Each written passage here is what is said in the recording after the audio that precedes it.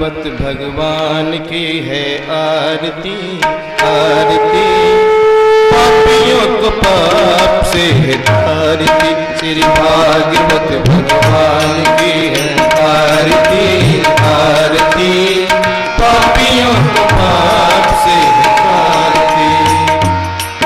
ये अमर ग्रंथ, ये मुक्ति पंथ, ये पंचम वेद निराला। ये अमर ग्रंथ, ये मुक्ति पंथ, ये पंचम वेद निराला। नभ ज्योति जगाने वाला। हरि नाम यही, हरि धाम यही, हरि नाम यही, हरि धाम यही। जग के मंगल की आरती आरती, पापियों को पाप से तारती। श्री भागवत भगवान की है आरती आरती, पापियों को पाप से तारती।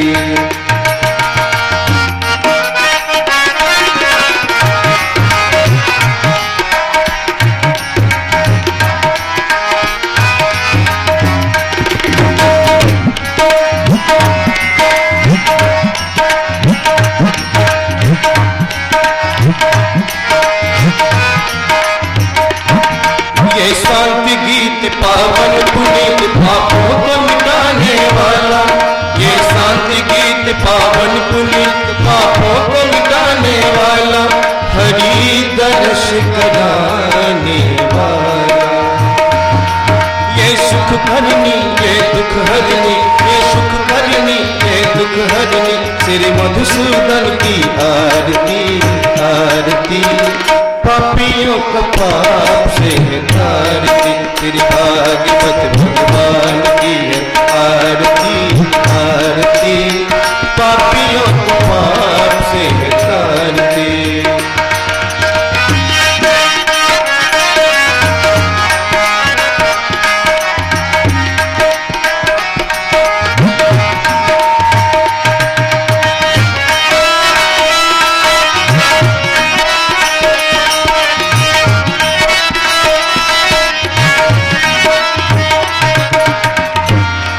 ये मधुर बोल भवबंध खोल, सन्मार्ग बताने वाला।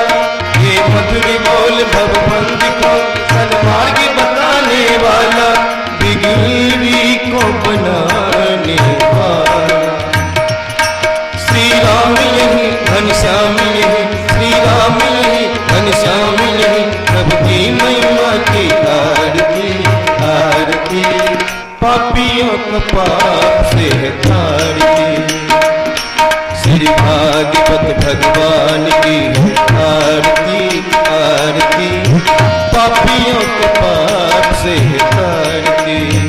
पापियों का पाप से है तारती, पापियों का पाप से है तारती।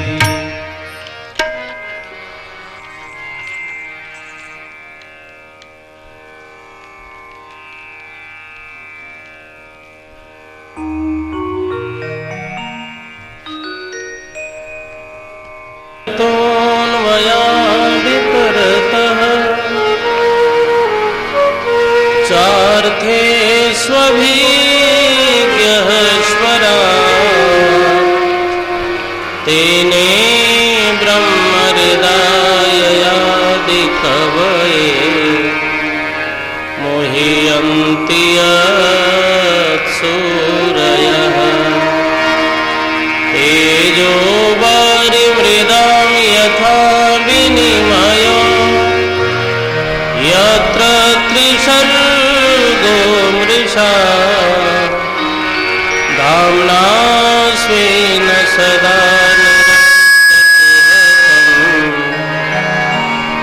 सत्यं परं धीमहि।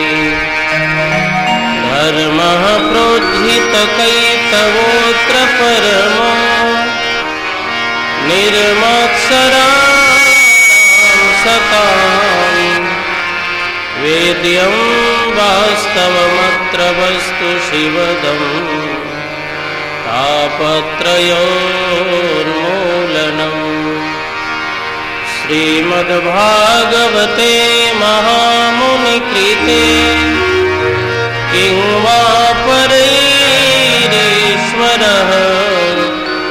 सद्यो हृद्यवरुध्यतेऽत्र कृतिभिः शुश्रूषुभिस्तत्क्षणात्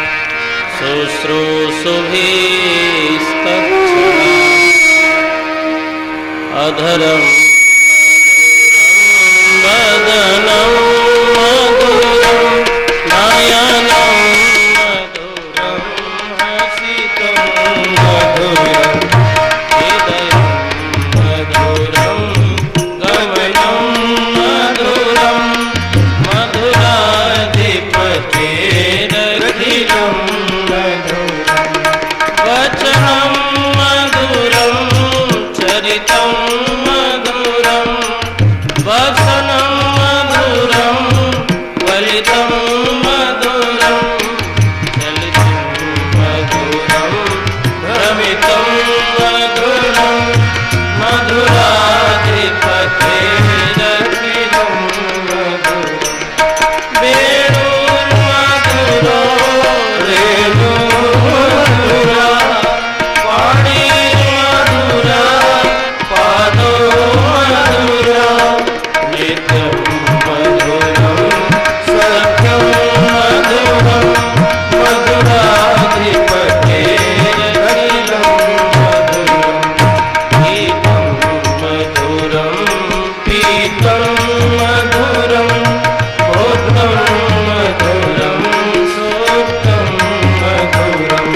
श्रुतं मधुरं तिलकं मधुरं मधुराधिपतेरखिलं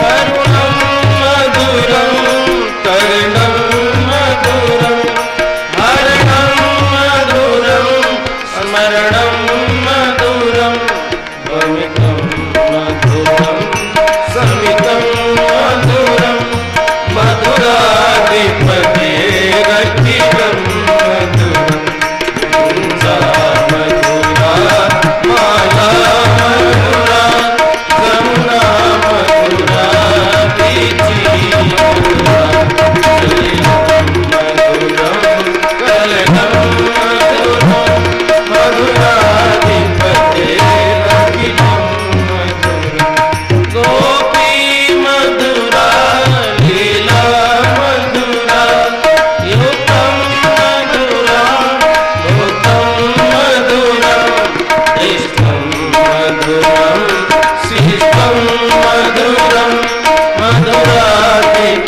मधुराधिपतेरखिलं मधुरं गोपा मधुरा गावो मधुरा यष्टिर्मधुरा सृष्टिर्मधुरा दलितं मधुरं फलितं मधुरं मधुराधिपतेरखिलं मधुरम् अधरं मधुरं वदनं मधुरं नयनं मधुरं हसितं मधुरं हृदयं मधुरं गगनं मधुरं मधुराधिपतेरखिलं मधुरं मधुराधिपतेरखिलं बोलिए वृंदावन बिहारी लाल की जय बालकृष्ण भगवान की जय द्वारिकाधीश भगवान की जय जय जय श्री राम राधे की महती कृपा से विगत कई दिनों से आप सभी बड़े प्रेम और श्रद्धा के साथ श्रीमद् भागवत महापुराण की कथा का श्रवण कर रहे हैं। भगवान की जब बड़ी कृपा होती है, बड़ा अनुग्रह होता है, तब ऐसा अवसर प्राप्त हो पाता है। परम पूज्य परम श्रद्धेय श्री रमाशंकर मिश्र जी की पावन पुण्य स्मृति में यह कथा विगत कई दिनों से चल रही है। उनके सुपुत्र श्री डॉक्टर सुरेश मिश्र जी बड़भागी हैं। जो अपने पूज्य पिताजी के पावन स्मृति में यह कथा करा रहे हैं। अपने पूर्वजों का स्मरण करना एक गहन विवेक का फल है।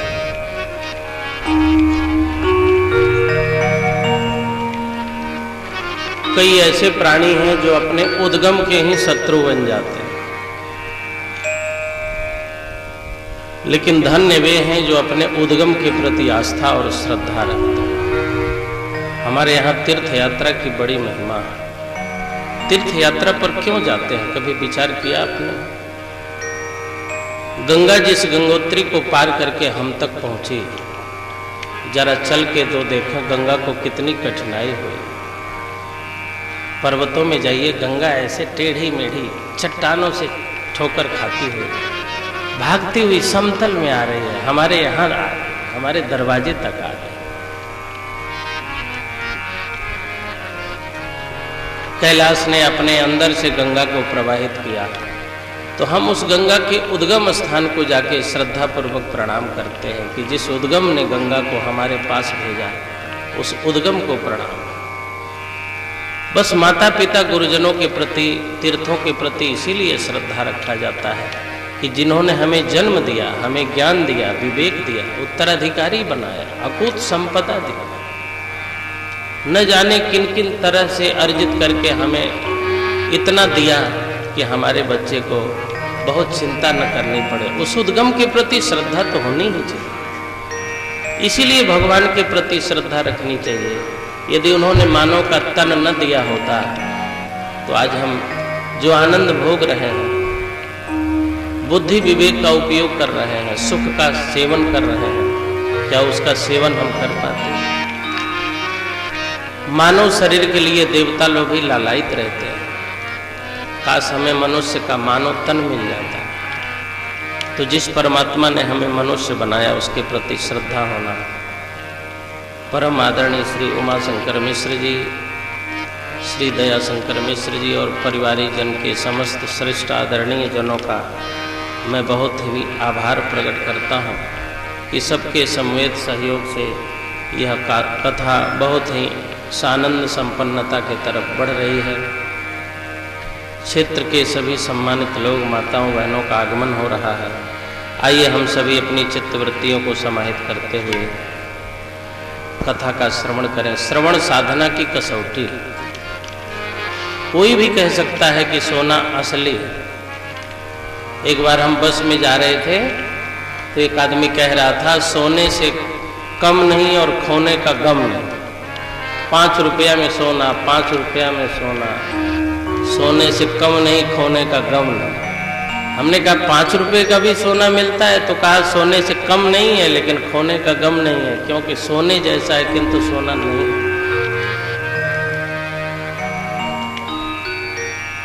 वो कह रहा है सोने जैसा है, कोई कह दे सोना असली सोना ही है।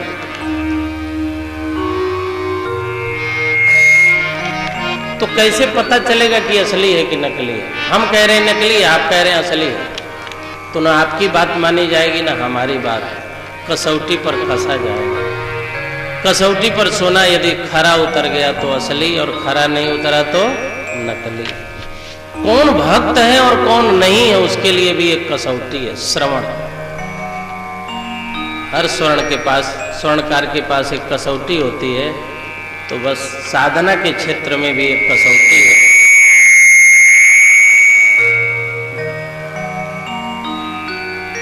यदि इस कसौटी पर खरा उतर गए, श्रवण किसे कहते हैं? भक्ति रसामृत सिंधु में लिखा है, श्रवणम नाम चरित गुणादीनाम श्रुतिर भवे। भगवान के नाम, रूप, कथा, लीलाओं का श्रवण ही श्रवण है। कानों से सुनना ही श्रवण नहीं है। आप निंदा सुने, शिकायत सुने, गाली गलौज सुने, वो श्रवण नहीं है। श्रवणम नाम चरित गुणादीनाम श्रुतिर भवे। श्रवण का अर्थ है भगवान के नाम, रूप, लीला और गुण का श्रवण करना। भगवान शंकराचार्य जी ने मोक्ष को साध्य बताया है और भक्ति को साधन बताया है। इस श्रवण नवधा भक्ति में एक है। वैसे भक्ति तो कई प्रकार की है, जैसे 9 प्रकार की भक्ति तो है ही है, 64 प्रकार की भी भक्ति है।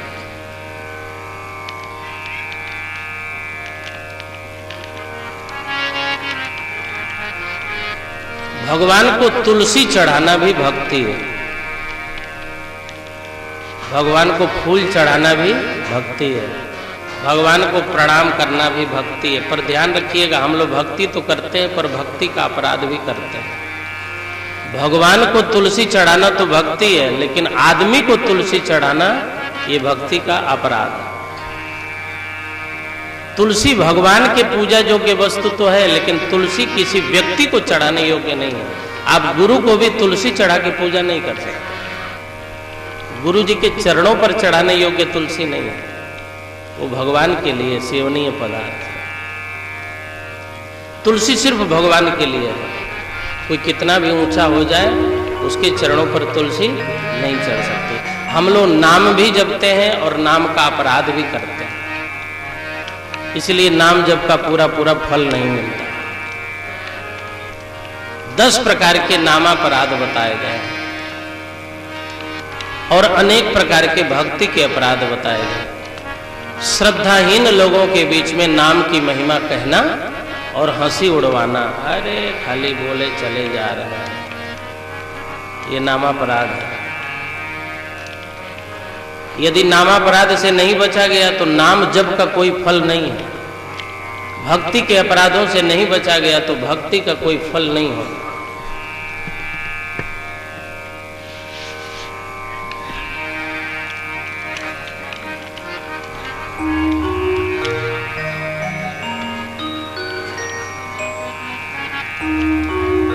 अचूक औषधि, श्रवण एक औषधि है।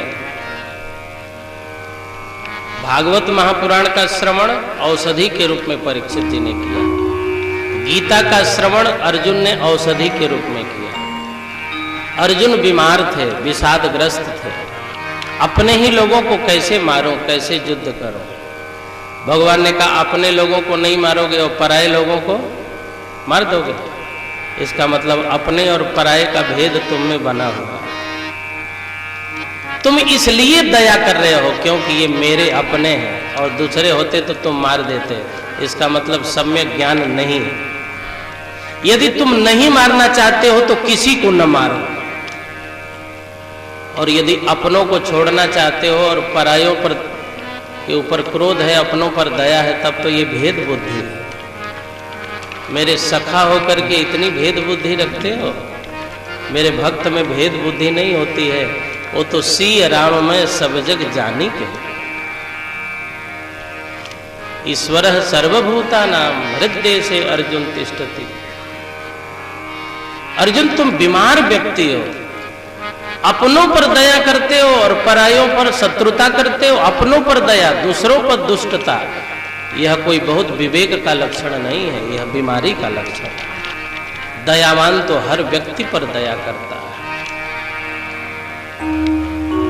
रविवार को सूर्य जी को जल चढ़ाना, सोमवार को शंकर जी को जल चढ़ाना, मंगलवार को हनुमान जी के मंदिर जाना, शनिवार को शंकर जी की पूजा बहुत धर्म का लक्षण नहीं है।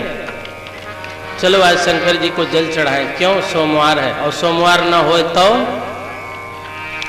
सोमवार न आवे तो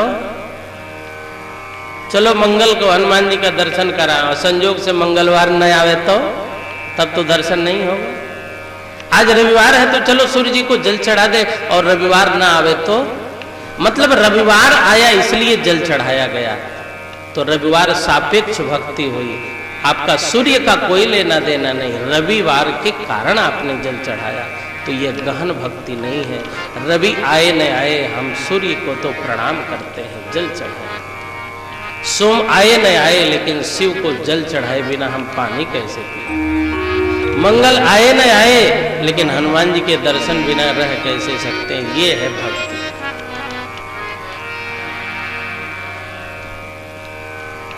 ऐसी भक्ति जब जीवन में आती है तभी भक्ति पूर्ण होती है। संसार एक कीचड़ है, इस कीचड़ में व्यक्ति जब लिपट जाता है तो औषधि की जरूरत पड़ती है। यह श्रवण औषधि है।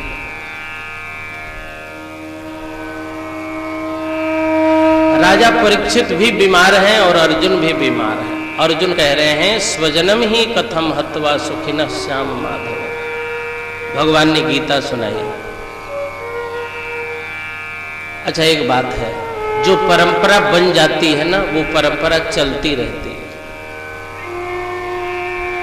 जैसे पिता ने गाड़ी खरीद ली तो संभावना है बेटा भी वही व्यवसाय करेगा। धीरे धीरे संभावना है, 70% तक बदला भी जा सकता है। अर्जुन ने सुना 18 अध्याय 700 श्लोक अर्जुन ने बाहर सुना। अर्जुन के पौत्र अभिमन्यु ने तो अंदर ही सुन लिया। आहा, ये बाप का संस्कार बेटे पर आ गया। अभिमन्यु मां के गर्भ में है और अर्जुन जी उत्तरा जी को चक्रव्यूह वेदन का विधि बता रहे हैं। अभिमन्यु अंदर ही सुन रहा है। अर्जुन ने युद्ध क्षेत्र में सुना, अभिमन्यु ने गर्भ में सुना और परीक्षित ने गंगा के तट पर सुना। एक लंबी परंपरा चली। इसीलिए मैं कहता हूं, जो पिता है वो अपने बच्चों को अच्छा संस्कार दें तो यही संस्कार आगे जाकर के उस व्यक्ति को संभाले। परीक्षित जी के जीवन में जब संकट आया तो परीक्षित जो सोचने लगे, हमारे पूर्वजों ने जो किया होगा हम भी करेंगे। तो पूर्वजों ने क्या किया, तो सोचने लगे परीक्षित मेरे पिता ने माँ के गर्भ में सुना, मेरे बाबा ने भगवान से युद्ध क्षेत्र में सुना, तो मैं भी सुनूं। और यदि ये परंपरा न होती तो क्या करते। इसीलिए परंपरा बना करके रहे।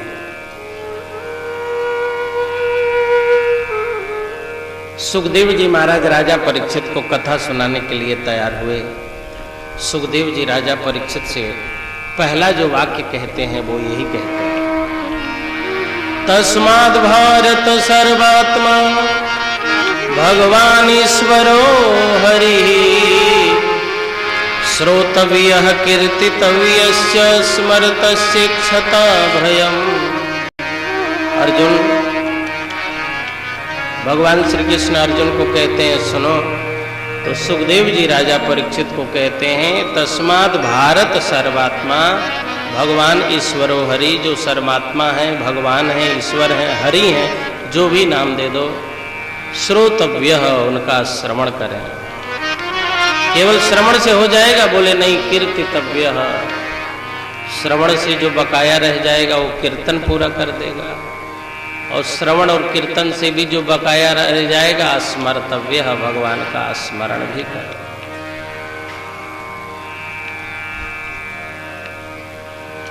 सुखदेव जी से परीक्षित जी ने कहा, महाराज जी क्या 7 दिन के श्रवण से मेरा उद्धार हो जाएगा? हमने तो सुना है जन्म जन्म मुनि जतन कराही, अंत राम कही आवत नाही। कई जन्म बीत गए, कुछ कल्याण नहीं हुआ, 7 दिन से मेरा क्या होगा? सुखदेव जी बोले, अब तुम्हारी साधना से कल्याण नहीं होना है, मेरे संबंध से और भागवत की कृपा से कल्याण होना है।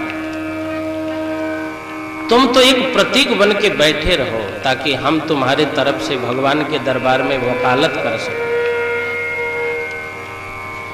हम तुम्हारे तरफ से वकालत कर सके। तुम तो बस बैठे रहो, मन बुद्धि चित्त लगा करके श्रवण करते रहो। मुझे एक बड़ी प्यारी कथा याद आ रही है। जगत गुरु श्री रामानुजाचार्य भगवान जी एक बार कथा सुना रहे थे, दक्षिण भारत की बात। भगवान रामानुजाचार्य जी कथा में विभीषण जी की शरणागति का प्रसंग सुना रहे थे कि विभीषण को जब रावण ने बात मारा तो विभीषण के मन में वैराग्य हुआ और विभीषण जी चल पड़े भगवान श्री राम के पास। जब विभीषण जी जाने लगे तो उनके 4 मंत्री भी उनके साथ जा रहे, 5 लोग। किंतु विभीषण जी जिन भगवान के दरबार में शरणागति लेने गए, वहां जब पहुंचने ही वाले थे तब तक बंदर भालुओं ने देख लिया। सुग्रीव जी बोल पड़े, जानी न जाए निशाचर माया, जानी न जाए निशाचर माया, काम रूप के ही कारण आया, काम रूप के ही कारण आया।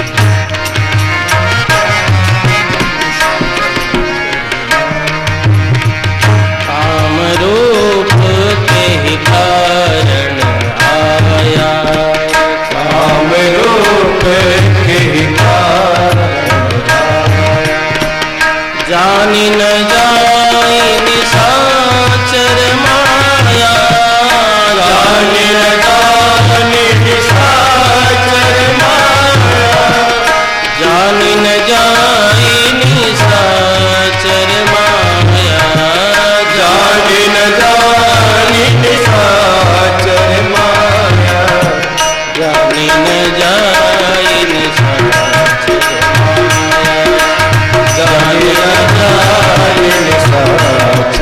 माया।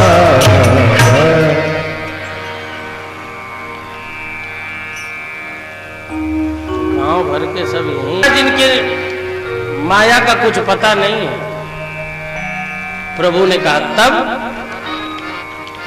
सुग्रीव जी बोले हमारा तो विचार है बांध के रख लिया जाए। रावण का भाई है, इसका भाई सीता माता का अपहरण किया है, कोई ठिकाना है?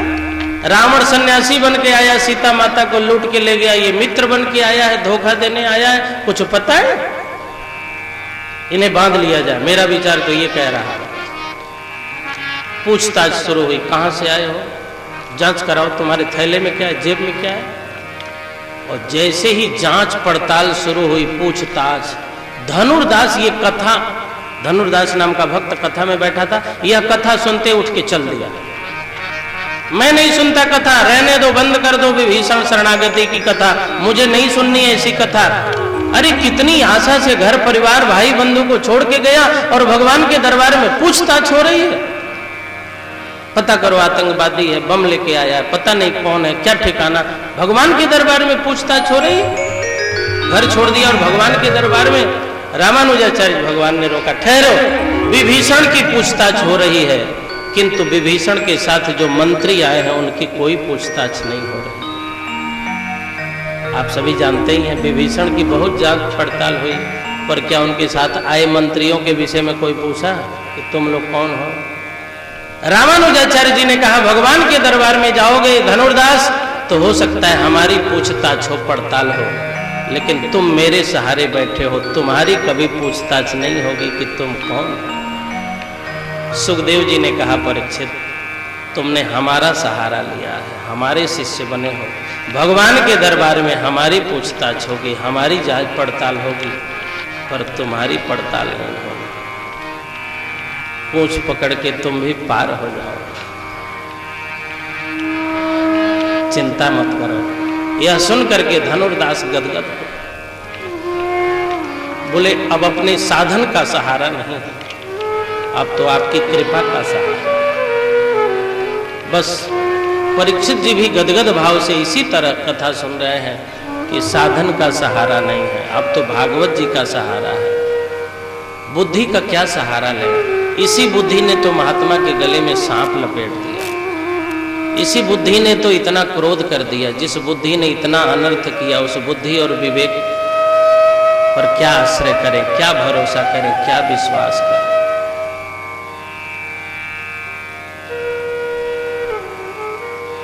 सुखदेव जी महाराज राजा परीक्षित से कहते हैं, परीक्षित तुम कथा सुनो। जब जीवन में सात्विकता आती है, सद्गुणों का प्रकाश जब जीवन में आता है, तो व्यक्ति सद्गुरुओं की खोज शुरू करता है। सद्गुरुओं की खोज शुरू करता है।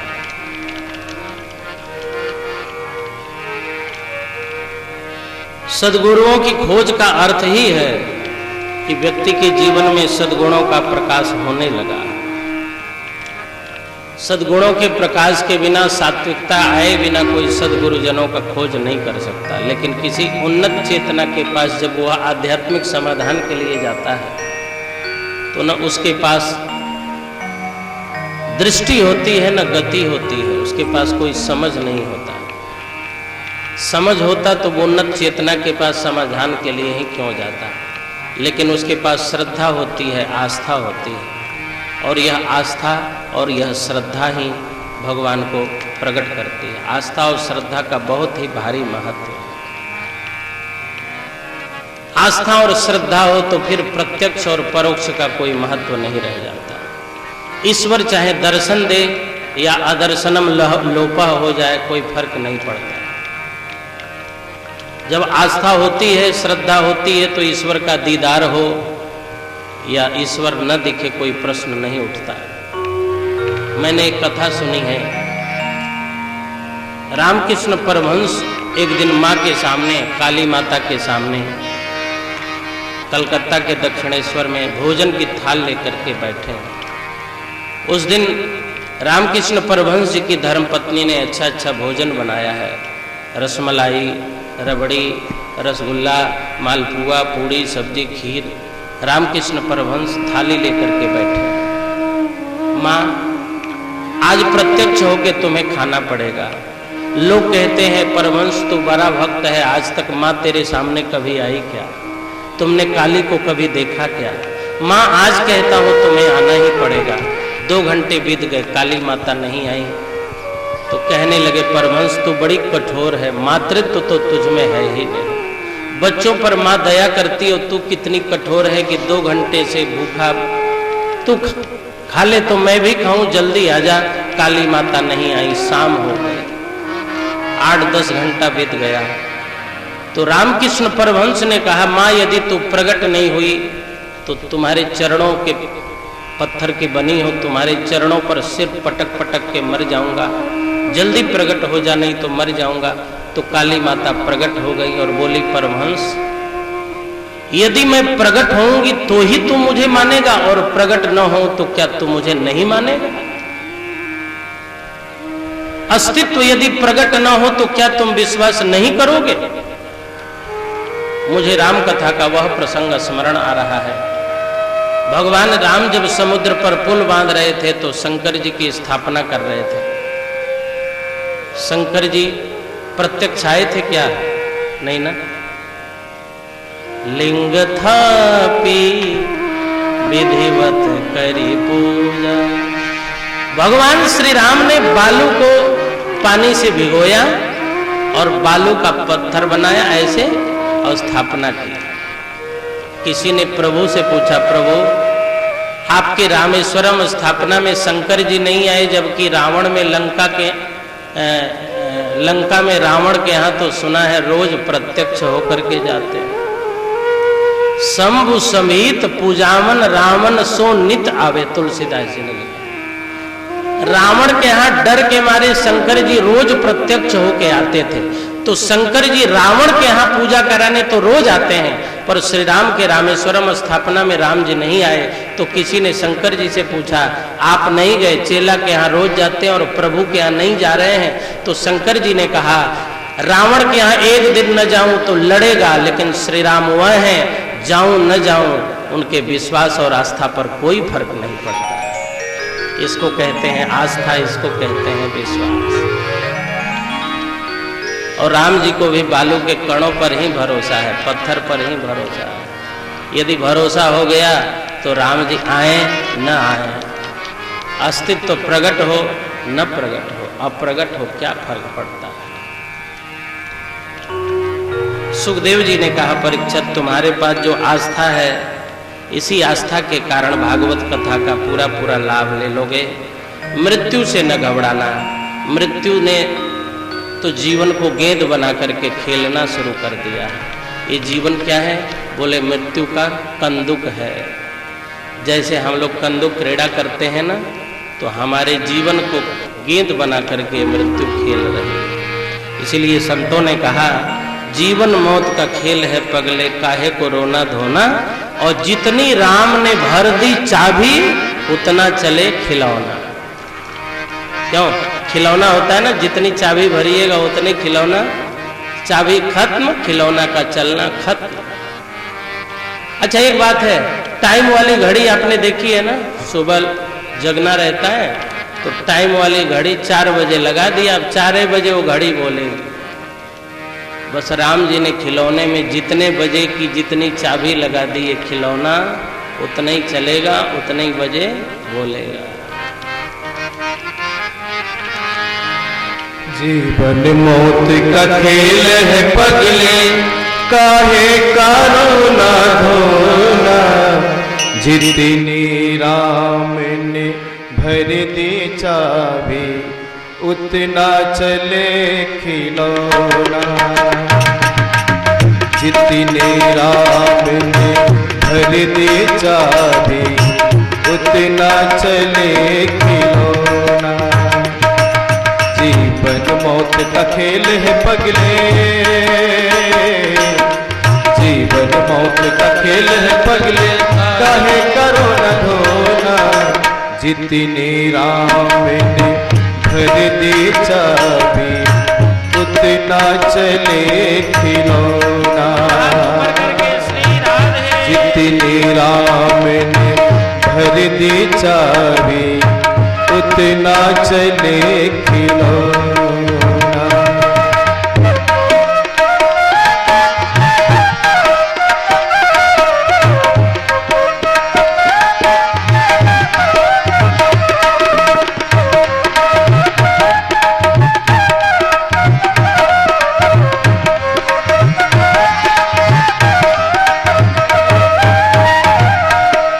जीवन मौत का खेल है पगले, जीवन मौत का खेल है पगले, काहे करो न धोना। जितनी राम ने भर दी चाबी उतना चले खिलौना।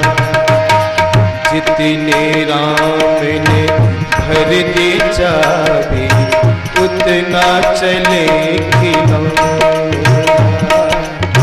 उतना चले खिलौना, उतना चले खिलौना। सुखदेव जी कहते हैं, परीक्षित अब प्यार से कथा सुनो, जितनी चाबी भर गई है खिलौना उतना ही चलेगा। बस खिलौने का सदुपयोग ये है कि समय का सदुपयोग करता हुआ कुछ अच्छा काम कर ले।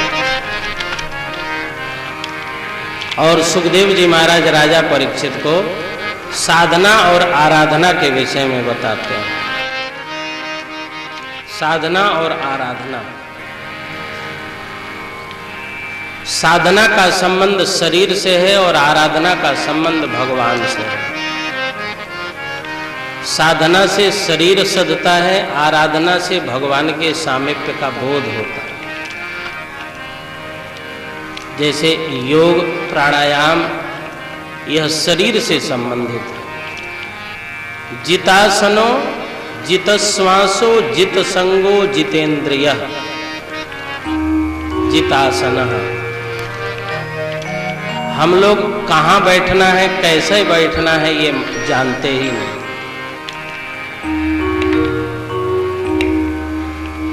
कई लोग तो जीवन के उत्तरार्ध में चले जा रहे हैं, लेकिन अपनी गंभीरता को नहीं समझते और चाय के दुकान में 4-4 घंटा बिता देते हैं। कई लोगों से तो पूछिए, भाई साहब आप कहाँ मिलेंगे, तो बोले हमारा नियम है, फला बाजार में चाय के दुकान में नियम से 3 घंटे रोज वहीं मिलते हैं, आइए। अरे जरा जीवन का ख्याल करो, अनमोल जीवन मिला है चाय पान के दुकान में बिताने का। चाय पियो, पान खाओ, अलग हो जाओ। हा?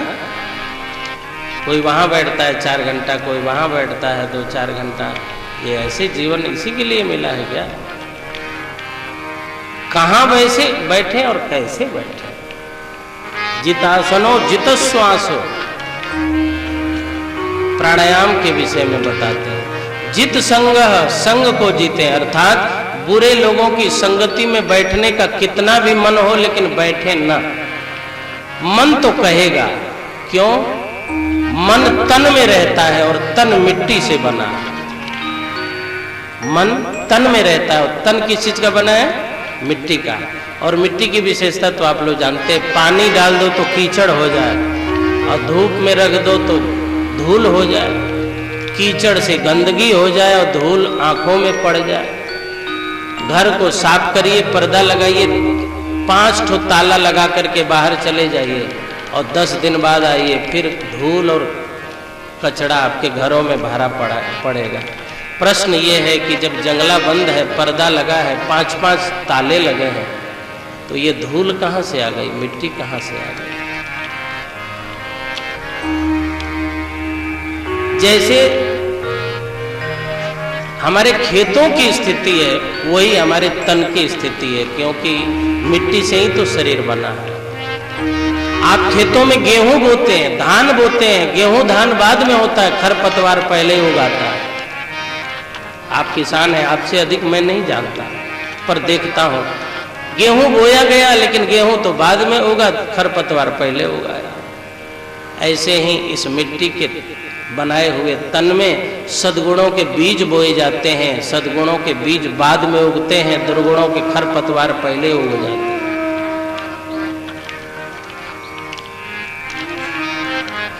अच्छा ये बताओ, खरपतवार उग गए तो छोड़ दिया जाएगा? खुरपी है कि नहीं? योग्य किसान हारता नहीं है, थकता नहीं है, खुरपी ले लेता है और खरपतवारों को निकालता है, फिर उसमें खाद पानी डालता है, खरपतवारों को निकालता रहता है। धीरे धीरे जब हमारे पौधे बड़े हो जाते हैं तो खरपतवार निकल भी आए तो कोई डर नहीं है, क्योंकि अब साधन के वृक्ष बड़े हो चुके हैं। आम के पौधों को छोटा छोटा लगाइए तो बकरी से और दूसरे पशुओं से भय रहता है, लेकिन आम जब बड़ा हो जाए तो बकरी उसी में घिसटती रहे, कोई फर्क नहीं पड़ता। जब तक साधना अल्पावस्था में है तब तक बहुत से डर बने हुए हैं, कोई बकरी न चबा जाए, कोई बैल तोड़ न दे, कोई पैर से काट न दे, तोड़ न दे। लेकिन जब वृक्ष बड़े हो जाते हैं तब कोई चिंता नहीं रहती है। बस कुसंग के द्वारा यही डर बना रहता है कि यदि कुसंग में हम पड़े रहे तो हमारे जो साधन भजन की वृद्धि हो रही है, धीरे धीरे यह वृद्धि समाप्त हो जाए। हमारे अंदर की भावना सुसुप्त हो सकती है, लुप्त हो सकती है और हमारी सारी साधना समाप्त हो सकती है। उसके लिए जित संग, बुरे लोगों की संगति में बैठने का प्रयास न करें। मन तो कहेगा, क्योंकि ये तो मिट्टी का बना है ना, मन का स्वभाव मिट्टी में है और मिट्टी का स्वभाव है कीचड़, कचड़ा, धूल, खर पतवार, तो ये तन का भी यही स्वभाव है। उससे बचने के लिए कुसंग छोड़ने की बात करते हैं और जितेंद्रियता की बात करते हैं। तो ये तो तन को साधने की बात हुई, बोले ये तो साधना हो गई। आराधना तो सुखदेव जी कहते हैं आराधना के 3 चरण हैं, जप, ध्यान और प्रार्थना। जप करो, जप। अच्छा, जप होता है मंत्रों का और मंत्रों में शब्दों का प्रयोग है। शब्दों का निर्माण स्वर और व्यंजन से होता है। जैसे राम राम हम लोग जपते हैं ना, तो रा में आ है और र है, रा में है ना, रा में र है और आ का मात्रा है। आ की मात्रा दिख नहीं रही है और रा दिख रहा है, रा दिख रहा है, लेकिन रा में जो आ की मात्रा है वो दिख नहीं रही है। तो व्यंजन दिखता है, स्वर नहीं दिखता है। की में ई नहीं दिखती है और की दिखती है। री में री दिखती है और ई की मात्रा नहीं दिखती है। ऐसे ही संसार में स्वर जैसा ही ईश्वर भी व्याप्त है, लेकिन संसार दिखता है, ईश्वर नहीं दिखता। जैसे व्यंजन दिखता है, स्वर नहीं दिखता।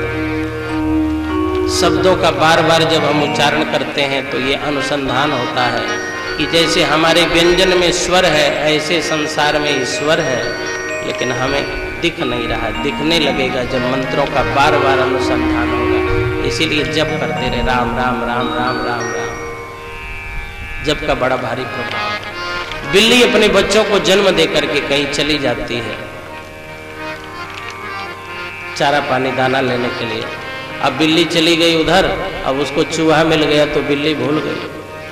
बच्चे भी खेलते खेलते थोड़ा आगे बढ़ गए, अब बच्चे खोज नहीं पा रहे हैं, बिल्ली भी भटक गई है। तो बच्चे मालूम क्या करते हैं, 2-4 घंटे बाद जब घबरा जाते हैं तो कहते हैं म्याऊं म्याऊं म्याऊं। कभी सुना देखा है कि नहीं? और बिल्ली के बच्चे जब म्याऊं म्याऊं करने लगते हैं तो बिल्ली को दूर से पता चल जाता है मेरे बच्चे रो रहे हैं, भूखे हैं, प्यासे हैं, और बिल्ली दौड़ के आ जाती है। तो बिल्ली के बच्चे जब म्याऊं म्याऊं करते हैं तो बिल्ली आ जाती है। तो भक्त जब राम राम कृष्ण कृष्ण कहते हैं तो भगवान भी पधारते। जप और ध्यान, समाधि और ध्यान में अंतर है। समाधि में ध्याता को अपने स्वरूप का ज्ञान नहीं रहता, और ध्यान में हम कहाँ बैठे हैं, क्या कर रहे हैं, यह ध्यान रहता है। ध्यान करें और अंत में प्रार्थना करें। जब करें ध्यान करें और प्रार्थना, रिक्वेस्ट, विनती, कोई कितना भी करे लेकिन बिना प्रार्थना के बात बनती नहीं। आपके कागज ठीक हैं, फाइल ठीक है, लेकिन देरी तो हो सकती है ना, तो बाबू को कहा जाता है जल्दी थोड़ा आगे बढ़ा दो भैया। परिश्रम करे कोई कितना भी लेकिन कृपा के बिना काम चलता नहीं है, कृपा के बिना काम चलता नहीं है। परिश्रम करे कोई कितना भी लेकिन, परिश्रम करे कोई कितना भी लेकिन, कृपा के बिना काम चलता नहीं है, कृपा के बिना काम चलता नहीं है।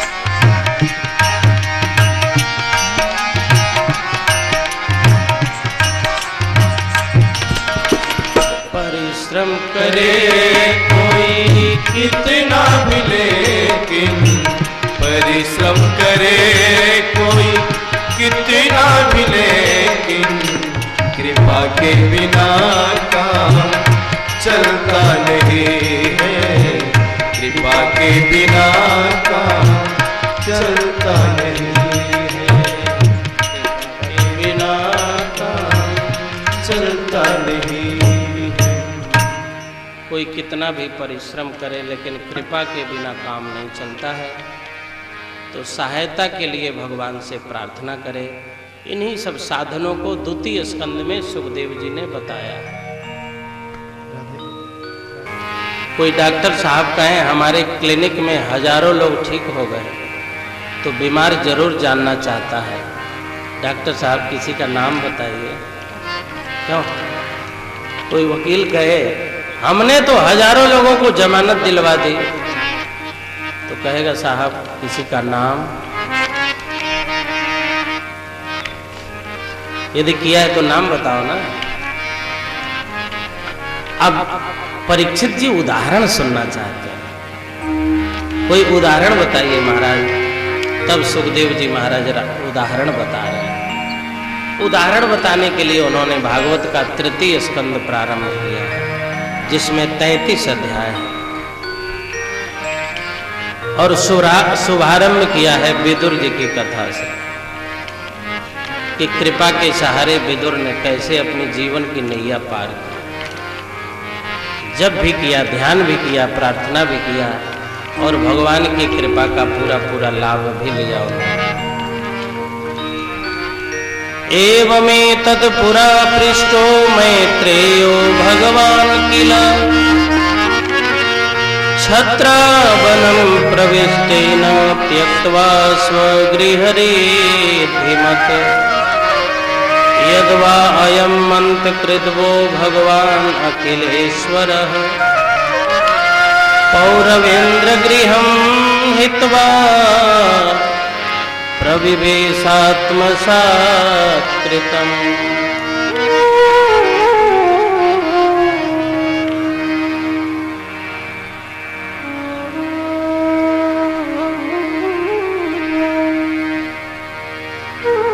महाभारत की कथा से ही विदुर जी की कथा का शुभारंभ किया।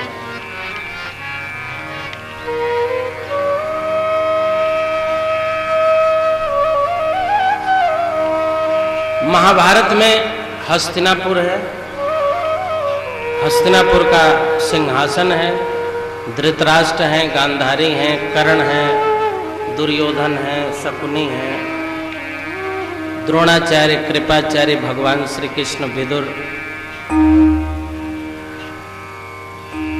आध्यात्मिक पुट देके समझाते हुए सुखदेव जी महाराज कहते हैं, हमारा देह ही तो हस्तिनापुर है, हमारा शरीर भी तो हस्तिनापुर ही है।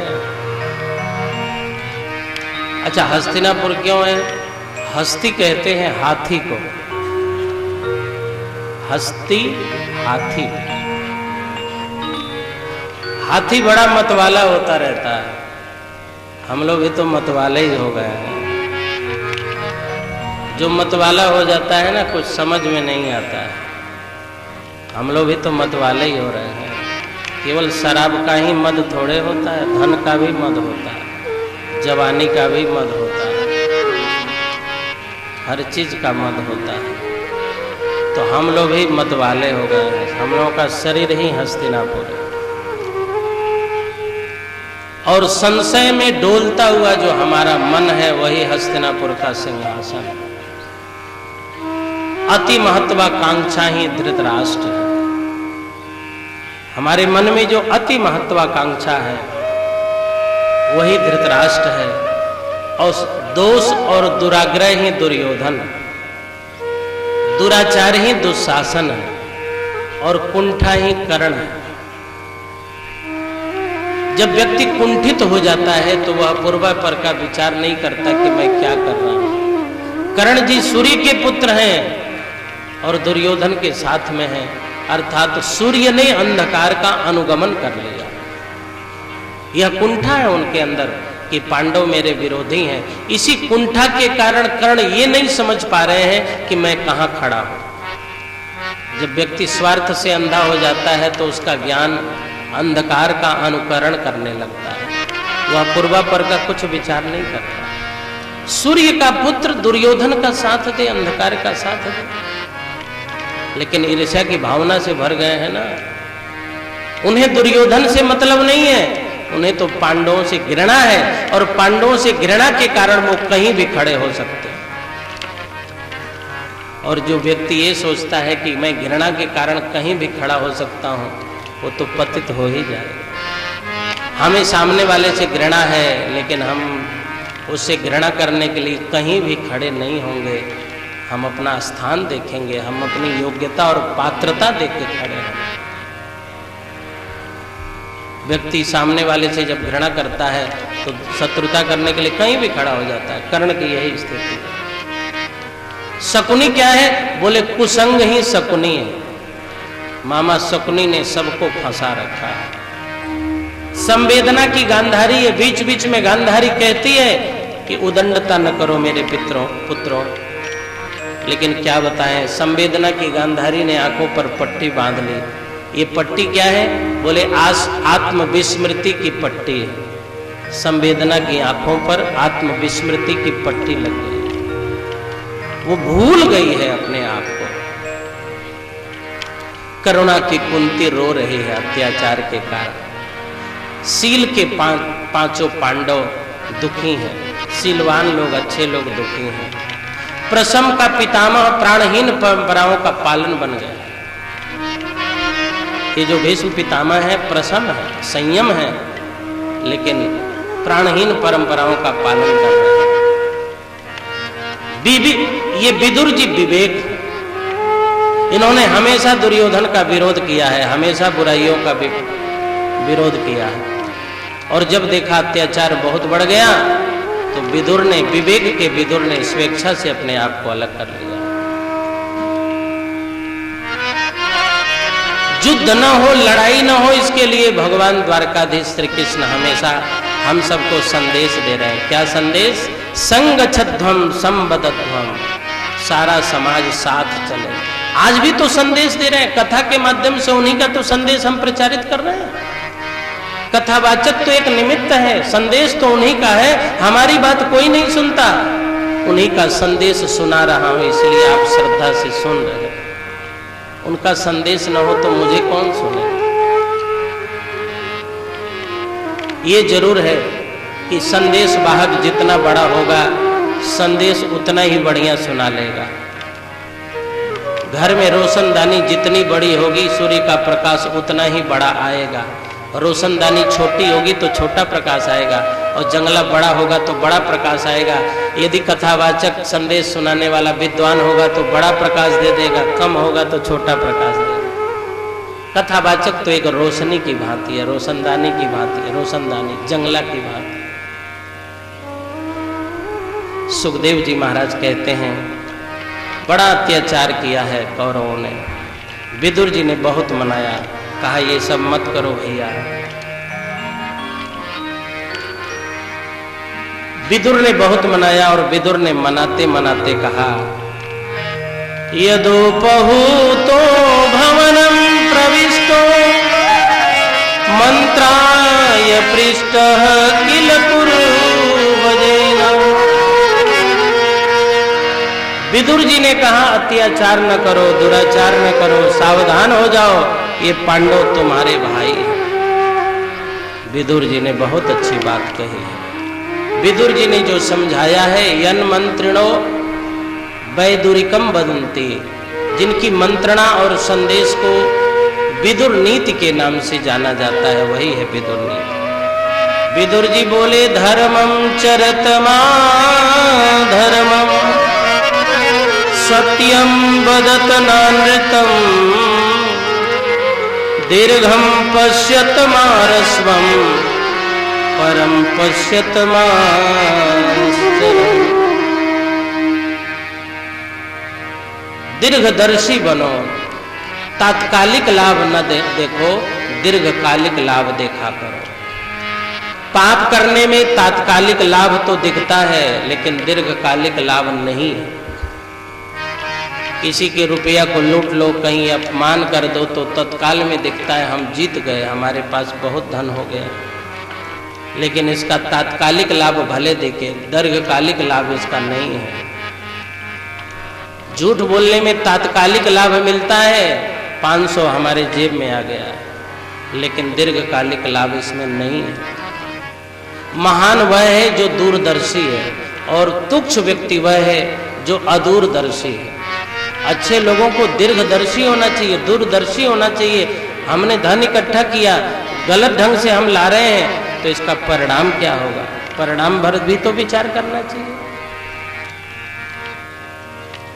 कई लोग परिणाम पर विचार किए बिना ही कार्य कर देते हैं।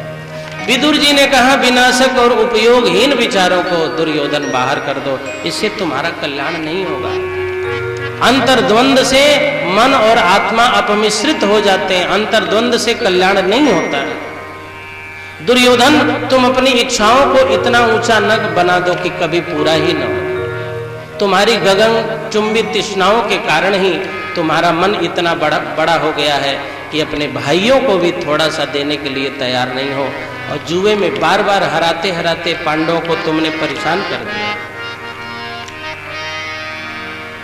दुर्योधन ने कहा मैं संतुष्ट क्यों नहीं हो पाता हूं। विदुर जी ने कहा तुम्हें उपलब्ध कुछ और है और चाहते कुछ और हो, और हर व्यक्ति के साथ यही दुविधा है, उसकी इच्छा कुछ और है और उसे मिला कुछ और है।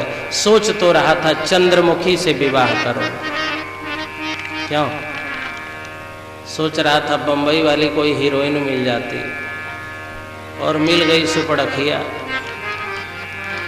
तो मन में तो हीरोइन बसी है और मिल गई है सुपड़खा देवी। बस चाह कुछ और है, प्राप्त कुछ और है। इस चाह और प्राप्ति के बीच में जो दूरी हो गई है, इसी विषमता ने हमें दुखी कर दिया। हमने चाहा ही क्यों था ऐसा, ये क्यों नहीं कहा जो भाग्य में होगा मिलेगा, अथवा जो मेरे पुरुषार्थ से मिलेगा मिलेगा। पुरुषार्थ किया नहीं और भाग्य के कमजोर थे तो बंबई की हीरोइन मिलेगी कैसे है?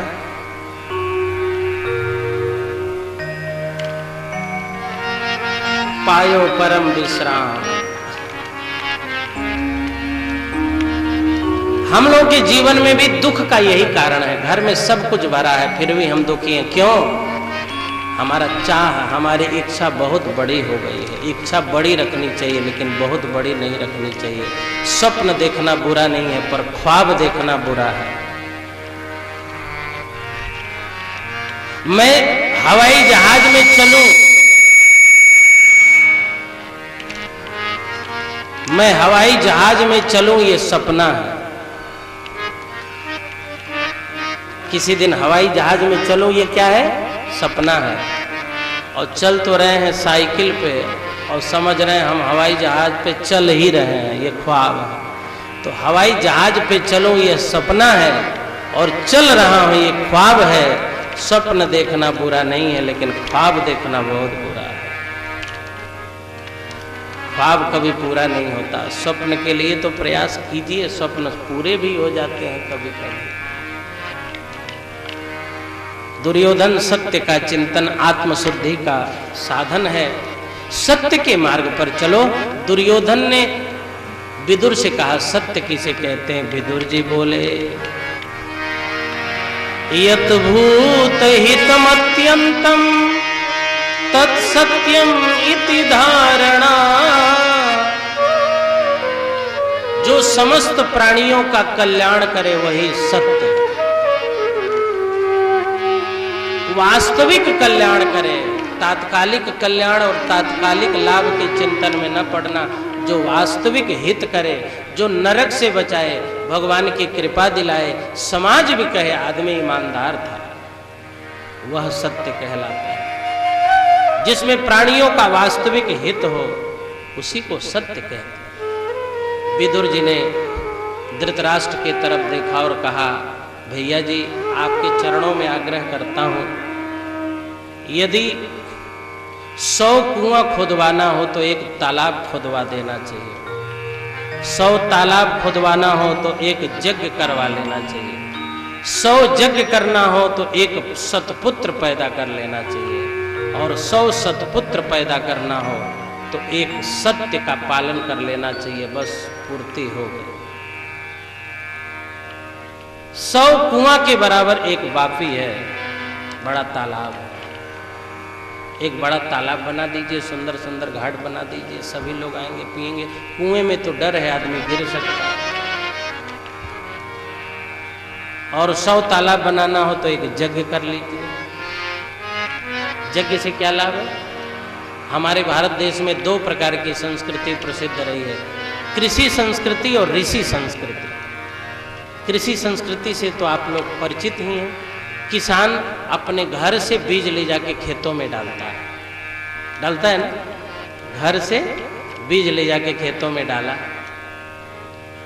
खेतों में डाल दिया और फिर हल से तो चलाया था, बीज डाल करके फिर ऊपर से उसको समतल कर दिया।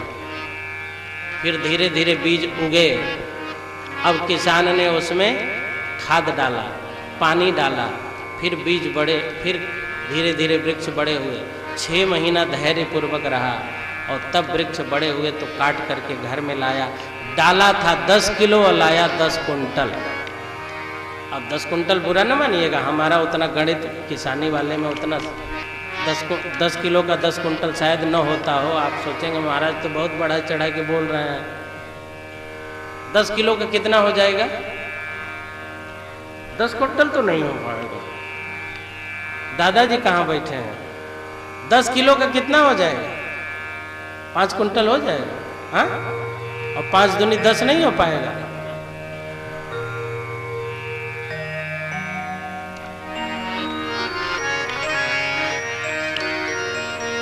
दस किलो यदि किसान न डाल के संतोष किया होता तो क्या 5 कुंटल पाने का अधिकारी होता? पहले 10 किलो डाला है, 6 महीना प्रतीक्षा किया है, खाद पानी भी डाला है, मेहनत भी किया है, तब 5 कुंटल पाया है। ये कृषि संस्कृति है। और यज्ञ के कुंड में स्वाहा स्वाहा करना ये ऋषि संस्कृति।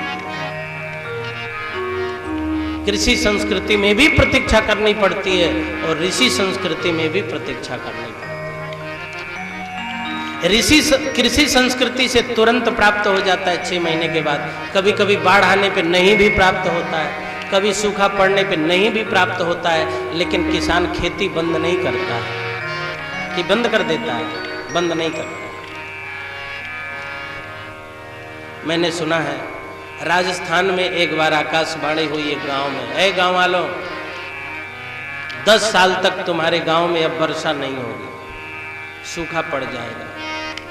जितने किसान थे सब गांव छोड़ छोड़ के जाने लगे, पर एक बुद्धिमान किसान गया नहीं। दूसरे दिन नहाया धोया और चला गया खेतों में, कुदाल लेकर के काम कर रहा है। तीसरे दिन भी खेतों में काम कर रहा है, चौथे दिन भी कर रहा है। तो इंद्र जी ब्राह्मण बन के आए और बोले, किसान पागल हो गए? जब आकाशवाणी ने कह दिया कि वर्षा होनी ही नहीं है तो फालतू में मेहनत क्यों कर रहे हो? किसान ने कहा, ब्राह्मण देवता, वर्षा हो चाहे ना हो इससे मेरा मतलब नहीं, लेकिन मैं खेती किसानी इसलिए करता रहता हूँ ताकि करने का अभ्यास बना रहे, आदत बनी रहे। मान लो 10 साल बाद इंद्र जी वर्षा ही करेंगे और मेरी आदत छूट जाएगी तो मैं किसानी कर कैसे पाऊंगा? तो इंद्र जी वर्षा करें न करें उनकी मर्जी, पर अभ्यास बनाया हुआ हो। इंद्र को लगा यदि यह किसान नहीं करेगा तो अभ्यास छूट सकता है, इसलिए अभ्यास कर रहा है। और मैंने 10 साल तक वर्षा नहीं की और मेरा भी अभ्यास छूट गया, तब मेरी भी आदत छूट गई, तब भगवान कहेंगे रिटायरमेंट ले लो इंद्र जी, अब तुमसे काम धाम होता ही नहीं है। तो तुरंत इंद्र ने वर्षा कर दी। तो किसान ने कहा, इंद्र जी आपने तो कहा था 10 साल वर्षा होगी नहीं। इंद्र ने कहा, किसान तेरे पुरुषार्थ के कारण मुझे कृपा करनी पड़ेगी, यही है पुरुषार्थ पर कृपा। कृषि संस्कृति और ऋषि संस्कृति। विदुर जी बोले, बरम कूप सदा द्वापी, बरम वापी सता क्रतुः, बरम क्रतु सता पुत्रः, सत्यम पुत्र सता परम। 100 पुत्र के बराबर है, 100 पुत्र से भी श्रेष्ठ है सत्य के मार्ग पर चलना। विदुर जी ने कहा, तुम्हारे 100 पुत्र हैं, 101 पुत्र हैं, 101 पुत्रों का त्याग कर दो, लेकिन सत्य का त्याग न करो भैया। जिसके लिए तुम सत्य का त्याग कर रहे हो, ये पुत्र, यह परिवार, क्या तुम्हें पाप के भोग में हिस्सेदारी बटाने जाएंगे? पुत्रों के मोह में पाप हम सभी करते रहते हैं, केवल धृतराष्ट्र की कथा नहीं है, हम सब की। हम लोग सोचते हैं इतना कमा के रख दें कि कम से कम हमारी 7 पीढ़ी तो आराम से खाए। हाँ? एक बार रविंद्र जैन जी आए थे एक जगह, वो कह रहे थे, 4 दिनों की प्रीति है जग में, 4 दिनों के नाते हैं, आंखों के झपते झपते ही सारे रिश्ते मिट जाते हैं।